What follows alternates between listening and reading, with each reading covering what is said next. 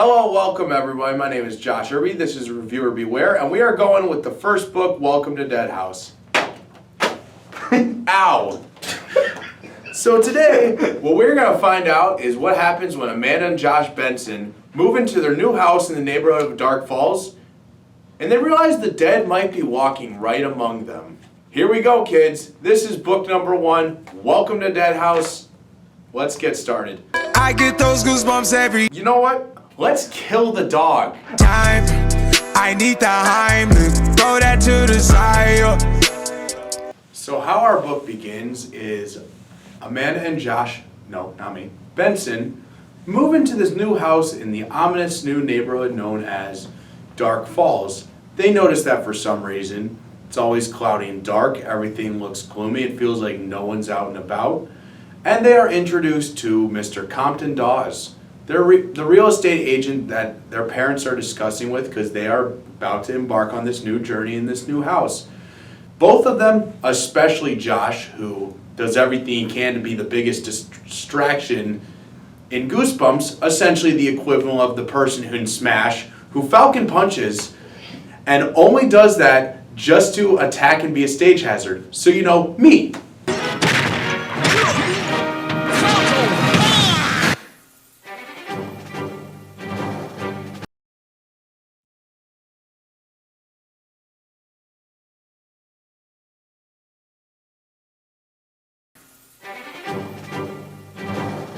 And basically, as the story goes on, Josh, for some reason, has to keep chasing down Petey, who keeps barking. He keeps making noise.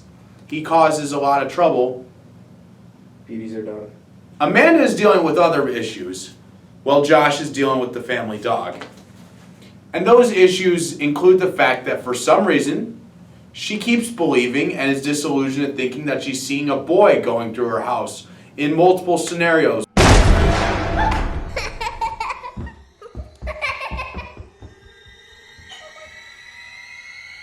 And wherever, she starts to get scared. She starts to question everything. And then in the middle of the book, we get this random moment that didn't need to happen, in which there's a scenario where Amanda dreams that her and her family are dead, and that she can't open the house for her friend because she's dead. This scenario is not supposed to play out till 3 books later.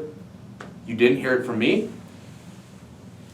Essentially, as the book moves along a little too slowly at the beginning for its own good, admittedly, we get to the good part where she meets Ray and Katie and other neighborhood kids.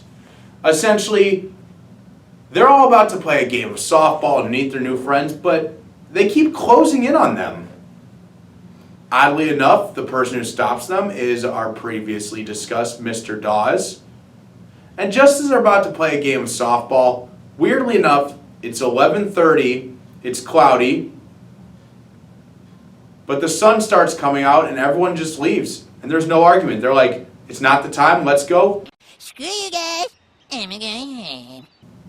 And then the book begins to really get going. Petey runs away, and Amanda and Josh have to chase after them. So I'm just going to come out and say it. Those kids don't like the sunlight because... No, get those lights off! Off! They chase Petey into the nearby cemetery and see the names of all their friends, and they're all dead. They killed the dog. Yes, R.L. Stine took all of 2/3 of the first book to kill a dog. Don't watch Old Yeller tonight, kids. In the arms of the angel.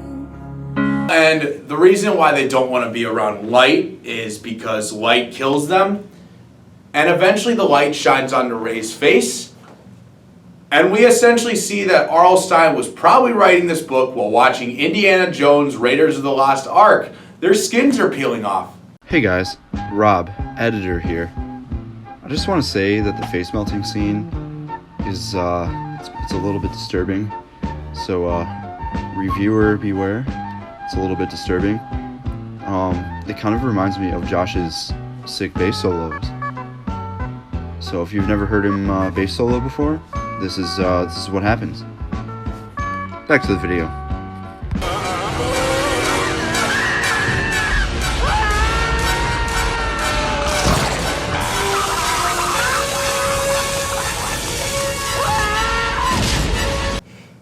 Wasn't this book for 9 to 12-year-olds? So was Indiana Jones. Shut up, Colin. And anyways, then they run to the problem with the realization that Petey is suddenly dead. Rip.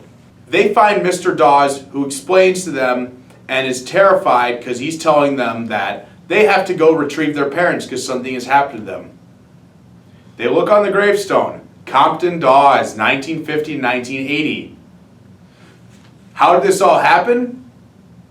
R.L. Stine gives his obviously loving touch of they all died in a gas accident, and every previous person who said that they lived in the house before, they died too. What? Bro, what are you talking about, man?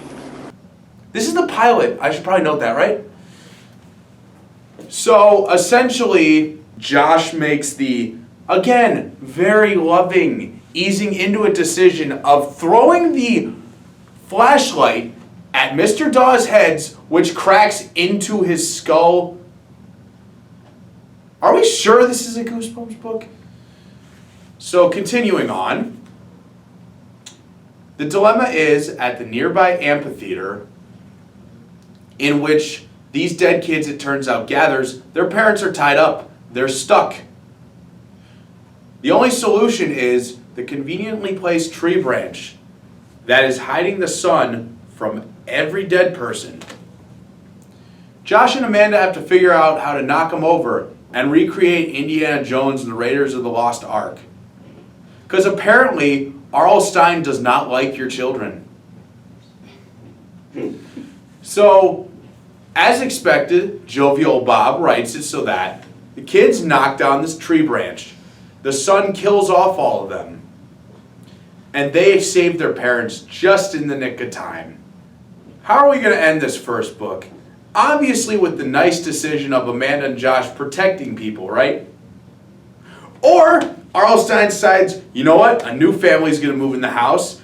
Miss Compton Dawes is going to introduce them again, rinse and repeat. Amanda and Josh as living people are going to say, I'm going to live in your house. And they're going to drive off and run away. And R.L. Stine cares so little about our loving dog, Petey, that he's never mentioned again. And that's the end.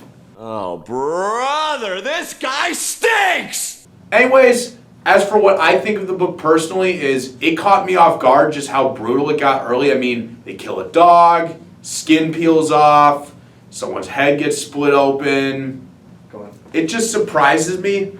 Ultimately, I think R.L. Stine still need to find this footing is because if it feels like I only talked about the late portion of the book, it's not because I was skipping over the details to get the good part. It's just, it really does start slow, and most of the meat of the story is in the third act.